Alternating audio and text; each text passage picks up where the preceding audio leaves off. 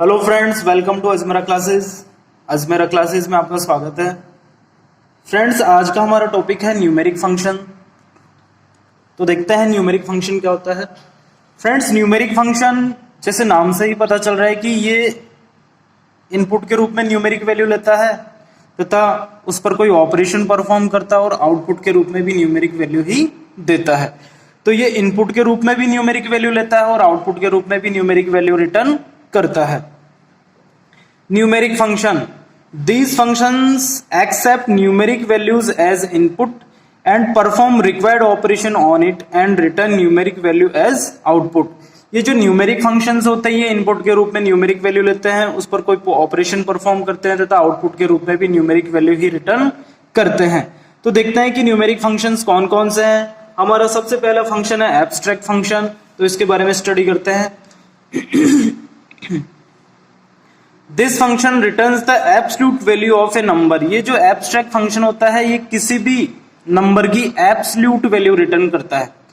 Absolute value मतलब minus plus का जो साइन होता है नंबर के पहले उसे हटा करके वैल्यू रिटर्न करता है, उसे हटा करके आउटपुट देता है। जैसे सेलेक्ट एब्स्ट्रैक्ट -10, हमने यहाँ पर इनपुट के रूप में -10 दिया है, तो ये जो माइनस का साइन है इसे हटा करके ये वैल्यू रिटर्न करेगा, तो हमारा जो आउटपुट है वो होगा 10। इसके बाद में देखते हैं नेक्स्ट फंक्शन। हमारा जो नेक्स्ट फंक्शन है वो है CL function. Student, CL function क्या होता है? CL फंक्शन हम इसमें जो भी इनपुट देते हैं, ठीक है, और ये CL फंक्शन क्या करता है आउटपुट के रूप में उससे जस्ट बड़ा नंबर, उससे जस्ट बड़ा इंटीजर नंबर रिटर्न करता है या उसके बराबर इंटीजर नंबर रिटर्न करता है। तो ये जो CL फंक्शन होता है ये एक इंटीजर वैल्यू रिटर्न करता है और वो इंटीजर वैल्यू दिए गए इनपुट से जस्ट बड़ा होता है या उसके बराबर होता है। जैसे हमने यहाँ पर लिया है सेलेक्ट CL 10.5, तो हमारा इनपुट है यहाँ पर 10.5, तो ये जो फंक्शन है ये आउटपुट के रूप में 10.5 से जस्ट बड़ा इंटीजर नंबर रिटर्न करेगा। तो 10.5 से जस्ट बड़ा इंटीजर नंबर क्या है? 11। यदि हम इनपुट के रूप में केवल 11 दे देते हैं तो ये आउटपुट के रूप में 11 ही देगा। तो जो हमारा आउटपुट होता है वो दिए गए इनपुट से जस्ट बड़ा इंटीजर नंबर या उससे बड़ा या उसके बराबर इंटीजर नंबर रिटर्न करता है। हमने 10.5 दिया तो इससे जस्ट बड़ा इंटीजर नंबर 11 है, और यदि हम ऑलरेडी 11 देते हैं तो उसके इक्वल इंटीजर नंबर क्या है?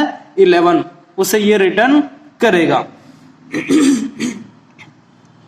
तो ये जो CL फंक्शन है ये एक इंटीजर रिटर्न करता है और वो उस इंटीजर की वैल्यू जस्ट बड़ी होती है उस गिवन इनपुट के या उसके बराबर होती है। It returns N integer value that is just greater than और इक्वल टू ए नंबर, जो जस्ट बड़ी या उस नंबर के इक्वल होती है। इसके बाद में नेक्स्ट फंक्शन देखते हैं। हमारा जो नेक्स्ट फंक्शन है वो है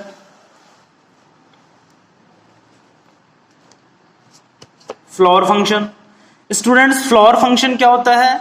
ये CL फंक्शन से जस्ट अपोजिट होता है। ये भी एक इंटीजर वैल्यू रिटर्न करता है, लेकिन जो आउटपुट होगा वो गिवन इनपुट, दिए गए इनपुट से जस्ट छोटा इंटीजर या उसके इक्वल इंटीजर होता है, ठीक है। It returns N integer value, ये एक इंटीजर वैल्यू रिटर्न करता है that is just less than और इक्वल टू ए नंबर। दिए गए इनपुट से जस्ट छोटा इंटीजर या उसके इक्वल इंटीजर ये आउटपुट के रूप में रिटर्न करता है। जैसे एग्जांपल देखते हैं, सेलेक्ट फ्लोर 10.5, तो हमारा इनपुट है 10.5, इससे जस्ट छोटा इंटीजर क्या होगा? 10 होगा। इसी तरह से यदि हम यहां पर इनपुट के रूप में दे देते हैं, यदि हमने यहां पर इनपुट दे दिया 10.0, तो इसके इक्वल इंटीजर क्या है? 10, तो आउटपुट के रूप में क्या प्रदर्शित होगा? 10 प्रदर्शित होगा, ठीक है। इसके बाद में नेक्स्ट फंक्शन देखते हैं, ग्रेटेस्ट फंक्शन। जैसे नाम से ही पता चल रहा है ये कुछ वैल्यूज की एक लिस्ट होगी, उनमें से जो सबसे बड़ी वैल्यू होगी, जो सबसे ग्रेटेस्ट वैल्यू होगी, जो सबसे लार्जेस्ट वैल्यू होगी, उसे ये फंक्शन क्या करेगा? रिटर्न करेगा। It returns a greatest value from A list of values, ये लिस्ट ऑफ वैल्यूज में से जो सबसे बड़ी वैल्यू है उसे रिटर्न करेगा। जैसे हमारे इनपुट के रूप में हमने क्या दे रखा है? सेलेक्ट ग्रेटेस्ट 5, 9, 4, 6 और 8। तो इन वैल्यूज में से जो सबसे बड़ी वैल्यू है वो है 9, तो ये आउटपुट के रूप में क्या रिटर्न करेगा? 9 रिटर्न करेगा। इसके बाद में हमारा नेक्स्ट फंक्शन है least function. Students, least function क्या करता है? लिस्ट ऑफ वैल्यूज में से क्या करता है? जो सबसे स्मॉलेस्ट वैल्यू है उसे ये आउटपुट के रूप में रिटर्न करता है। It returns A smallest value from A list of values. ये लिस्ट ऑफ वैल्यूज में से जो सबसे छोटा नंबर है, जो सबसे स्मॉलेस्ट नंबर है, उसे ये आउटपुट के रूप में रिटर्न करता है। जैसे एग्जांपल देखते हैं, सेलेक्ट लिस्ट 9, 8, 2, 4, 6। तो इन सभी वैल्यूज में से जो सबसे छोटा नंबर है वो है 2, तो आउटपुट के रूप में ये क्या रिटर्न करेगा? 2 रिटर्न करेगा। इसके बाद में नेक्स्ट फंक्शन देखते हैं। नेक्स्ट फंक्शन क्या है? हमारा नेक्स्ट फंक्शन है interval function. Students, interval function क्या होता है? इसका सिंटैक्स देखते हैं। इंटरवल कैपिटल एन, फिर कॉमा n1, n2, n3 और आगे भी नंबर्स इसी क्रम में हो सकते हैं। तो ये क्या करता है? ये फंक्शन, ये जो कैपिटल n है इसे n1, n2, n3 इन सभी नंबर से क्या करता है? कंपेयर करता है। यदि capital N less than n1 है तो ये 0 रिटर्न करेगा। यदि capital N less than n2 है तो ये 1 रिटर्न करेगा। यदि capital N less than n3 है तो ये 2 रिटर्न करेगा। तो देखते हैं, it compares n to n1, n2, n3 and so on. ये क्या करता है? इस n को n1, n2, n3 और आगे भी इसी क्रम में कंपेयर करता रहता है। If n less than n1, यदि n छोटा है n1 से, यदि n छोटा है n1 से, तो ये क्या रिटर्न करता है? रिटर्न्स 0, 0 रिटर्न करता है। If n less than n2, तो ये क्या रिटर्न करेगा? 1 रिटर्न करेगा। If n less than n3, तो ये क्या रिटर्न करेगा? 2 रिटर्न करेगा। जैसे एक एग्जांपल देखते हैं। Select interval 5, 3, 6, 8, 2। 5 लेस देन 3 है क्या? नहीं है। तो फिर नेक्स्ट नंबर से कंपेयर किया जाएगा। 5 लेस देन 6 बिल्कुल है ऐसा, तो क्या करेगा? ये 1 रिटर्न करेगा। ठीक है। तो यदि n लेस देन n1 है तो 0 रिटर्न करता है। यदि n capital N less than n2 है तो ये 1 रिटर्न करता है। यदि capital N less than n3 है तो ये 2 रिटर्न करता है और उसी क्रम में आगे बढ़ता है। इसके बाद में देखते हैं नेक्स्ट फंक्शन। हमारा नेक्स्ट फंक्शन है power function. Student, power function क्या करता है? किसी भी नंबर की पावर कैलकुलेट करने के लिए इसका यूज करते हैं। जैसे सेलेक्ट पावर 5, 2। तो 5 की पावर 2 क्या होगा? 5 की पावर 2 मतलब 5 मल्टीप्लाई बाई 5। तो इसका क्या आउटपुट रहेगा? 25। तो ये किसी भी नंबर की पावर कैलकुलेट करने के लिए इसका यूज किया जाता है। पावर 5, 2 मतलब 5 की पावर 2 कितना होता है? 25। तो ये आउटपुट के रूप में क्या देगा? 25। It returns the value of a number raise to the power of another number.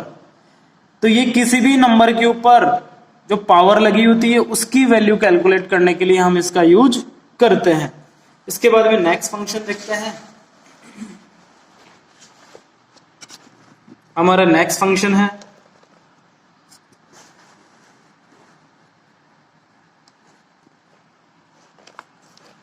Square root function. Students, square root function क्या करता है?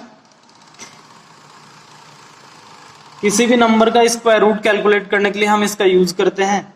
और वो कैसे करते हैं वो देखते हैं।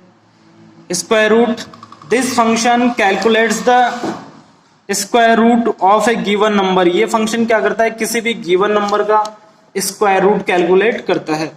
Select square root 25। तो 25 का जो स्क्वायर रूट है वो क्या होगा? 5।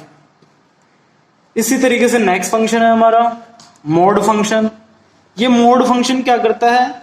इसमें 2 वैल्यूज दी हुई रहती है। फर्स्ट वैल्यू को सेकंड वैल्यू से डिवाइड किया जाता है और जो रिमाइंडर बचता है उसे ये आउटपुट के रूप में रिटर्न करता है। जैसे सेलेक्ट मोड 25, 4। तो 25 को 4 से डिवाइड करेंगे। 25 को 4 से डिवाइड करने पर क्या रिमाइंडर बचता है? 1 रिमाइंडर बचता है। तो ये 1 रिटर्न करेगा। ठीक है, this function return the remainder of m divided by n।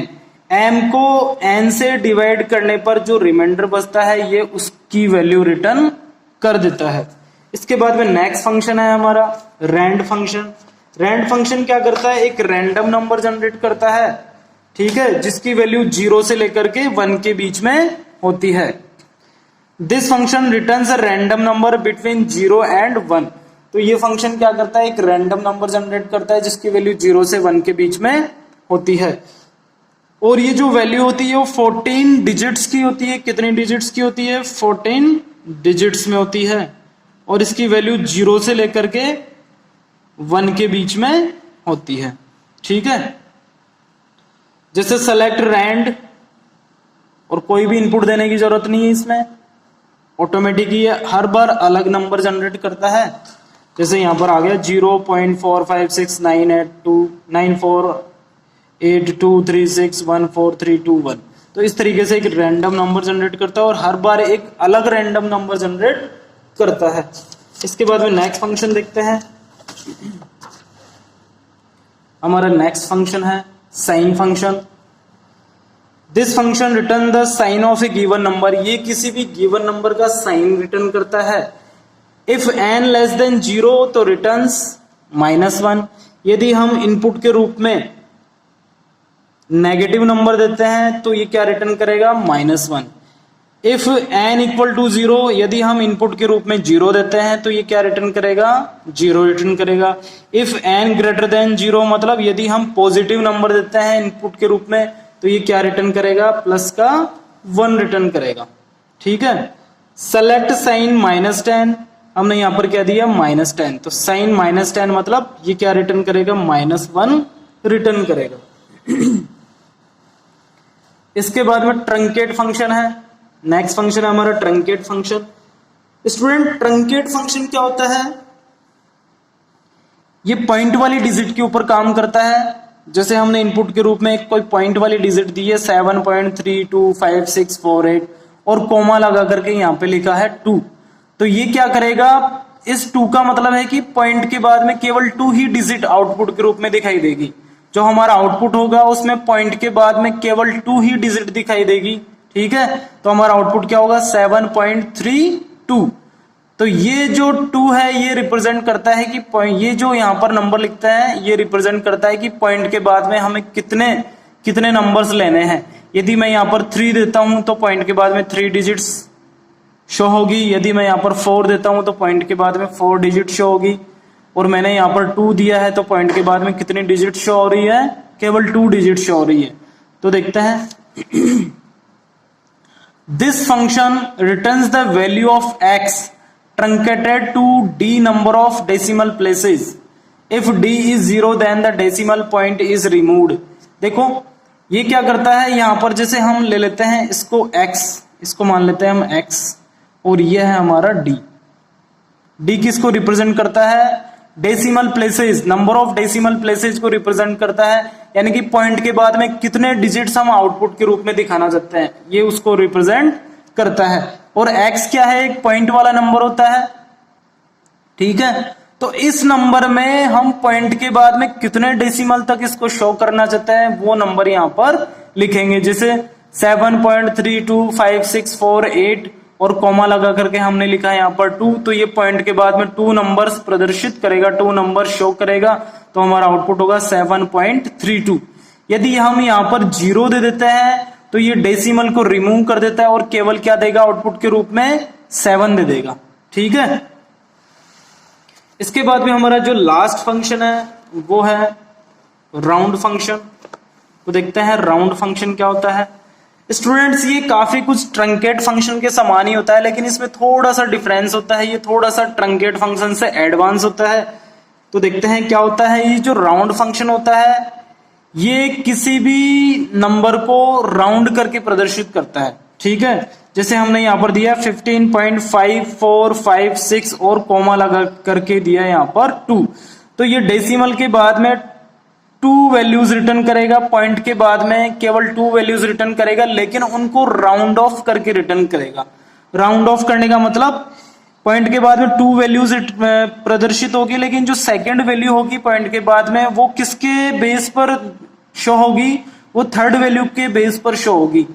जिससे हमें क्या लेना है, पॉइंट के बाद में 2 डिजिट्स लेने हैं, तो हम इन 2 डिजिट्स के पास में जाएंगे और ये जो सेकंड डिजिट है उसको कंपेयर करेंगे थर्ड डिजिट से। यदि यहाँ पे थर्ड नंबर पर 5 6 7 8 9 आए, ठीक है, तो इस सेकंड नंबर को क्या कर देते हैं हम, इसमें 1 ऐड कर देते हैं, ठीक है। तो ये क्या हो जाएगा, देखो यहाँ पर 5 है, यहाँ पर 5 6 7 8 9 इनमें से कुछ होगा, तो इस 4 को क्या कर देंगे हम 5 में कन्वर्ट कर देंगे, ठीक है। और यदि यहाँ पर 1 2 3 4 तक होता है तो फिर एज इट इज ये दोनों डिजिट्स हम यहाँ पर लिख देते हैं, ठीक है। जैसे देखो राउंड 15.5456 और कोमा लगा करके हमने लिखा है यहाँ पर 2, तो ये पॉइंट के बाद में 2 डिजिट्स प्रदर्शित करेगा, लेकिन उस सेकंड डिजिट को किसके बेस पे शो करेगा, उस थर्ड डिजिट, उससे नेक्स्ट डिजिट के बेस पे इसको ये क्या करेगा, शो करेगा।